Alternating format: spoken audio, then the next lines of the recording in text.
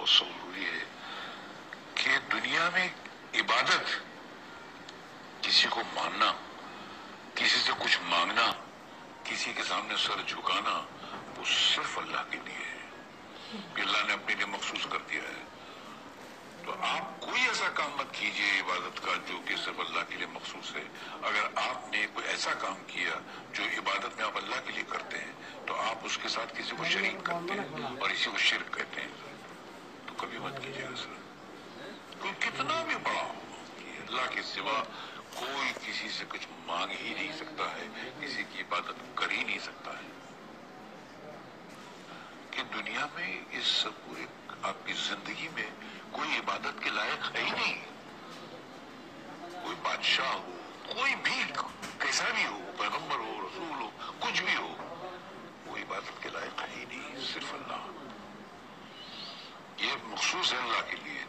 और अगर किसी ने भूल से किसी से मांग लिया, किसी की तरफ बारगाह में जाकर कुछ मांग लिया, तो उसने उस काम में इबादत के डिपार्टमेंट में उसको अल्लाह का शरीक कर दिया सर।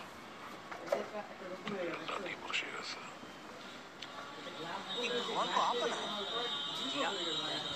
अपने इन हाथों से? आप भगवान को बनाया कि भगवान आपको? यार भगवान ने हम सबको बनाया है, हमने तो सिर्फ इनकी मूर्तियां बनाई हैं। काय बनाओ तो उनकी मूर्त, ताकि उनकी पूजा कर सके, अपनी सुख दुख की बातें कर सके। तेरे भीतर ट्रांसमीटर बैठेगा, भगवान तक बात पहुंचत कैसे है? अरे भगवान को किसी ट्रांसमीटर की जरूरत नहीं पड़ती, वो डायरेक्टली सुन लेता है। डायरेक्टली सुनत है तो फिर वो मूर्त की क्या जरूरत है? अरे क्या करूं इसका यार, धंधा बंद करवाएगा क्या? कि ऊपर वाले के साथ आपका जो कनेक्शन है वो डायरेक्ट है। मंदिरों में चढ़ावा तब आता है जब आप उस मंदिर की मूर्ति को परमात्मा होने का दर्जा दे देते हैं, क्योंकि लोग समझते हैं कि साक्षात परब्रह्म परमात्मा इस मूर्ति में विराजमान है जी। वो अपनी उनकी श्रद्धा का एक तरह से दोहन होता है और वो बेचारे भोले भाले लोग वहां पर चढ़ावा चढ़ाते हैं, मनौती बनाते हैं। और यहाँ आकर के परमात्मा की तुम पूजा करोगे, तुम्हारे मनोरथ पूरे होंगे, तुम एक दुकान खोल लेते हो। और ये काम कोई भी व्यक्ति करे, किसी धर्म संप्रदाय का व्यक्ति करे जी, वो परमात्मा के स्वरूप के साथ, उसकी महानता के साथ न्याय कर रहा है। जो वेदों के अनुसार स्पष्ट रूप से परमात्मा की मूर्ति नहीं हो सकती। यजुर्वेद का मैं मंत्र कोट कर रहा हूँ, आप मुझे इसका अर्थ बताइए, गलत है क्या? न सत्य प्रतिमा अस्ति यस्य नाम महत्यक्ष। यजुर्वेद कह रहा है कि बात आपके परमात्मा की कोई मूर्ति नहीं। मैं आपको समझ चाहूंगा, क्या आज आपको लगता है, चाहे आप राम की बात करें, कृष्ण की बात करें या साईं बाबा की बात करें, इनमें से किसी की भी पूजा नहीं होनी चाहिए? परमात्मा की प्रतिमा बता करके वो साईं की मूर्ति की करें तो बहुत ही गंदा गलत है, और राम और कृष्ण की भी करें तो ये राम और कृष्ण के साथ भी अन्याय है।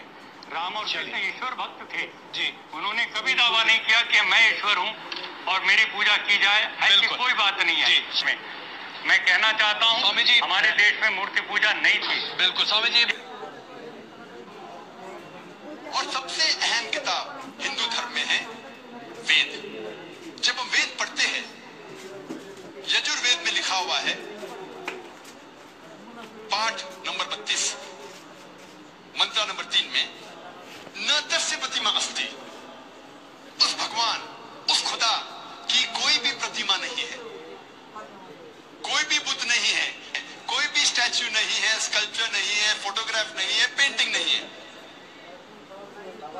जिक्र है यजुर्वेद में पाठ नंबर 40 मंत्र नंबर 9 में, अंधात्म प्रविशन्ति या असंबुद्धि मुपास्ते। ये संस्कृत श्लोक है जिसके मानी है अंधात्म, अंधकार में, प्रविशन्ति दाखिल हो रहे हैं। जो लोग असंबुद्धि की पूजा करते हैं, असंबुद्धि की माने नेचुरल थिंग्स, कुदरती चीजें, हवा, पानी, आग। यजुर्वेद में लिखा हुआ है अंधकार में दाखिल हो रहे हैं वो लोग जो कुदरती चीजों की इबादत करते हैं, पूजते हैं, जैसे कि हवा, पानी, आग। और आगे लिखा हुआ है और घोर अंधकार में दाखिल हो रहे हैं वो लोग जो संबुद्धि की पूजा करते हैं। संबुद्धि की माने इंसान की बनाई हुई चीजें जैसे टेबल, कुर्सी, बुत वगैरह। अगर आप कुदरती चीजों की इबादत करते हैं तो आप अंधकार में दाखिल हो रहे हैं। अगर आप बनाई हुई चीजों की इबादत करते हैं तो आप और घोर अंधकार में दाखिल हो रहे हैं। इसीलिए मैं हवाले देता हूं। मैं कोई आलिम नहीं हूं, मैं कोई पंडित नहीं हूं, मैं अपने आप को तालिब इल्म कहता हूं, लेकिन मैं हमेशा हवाला देता हूं। तो किसी को भी शक है, किसी को भी शुबा है तो घर पे जाके चेक कर सकता है, या इंटरनेट पे जाइए, आप टाइप करो, वेद भी इंटरनेट के ऊपर है, कुरान भी इंटरनेट के ऊपर है, टाइप करो, रेफरेंस टाइप करो, आपको हवाला मिल जाएगा। मेरा आपसे एक सवाल है, इस्लाम में हर गुनाह माफ है, लेकिन शिर्क की माफी क्यों नहीं है? अगर इंसान कत्ल करता है उसे माफी है, जिना करता है उसे माफी है।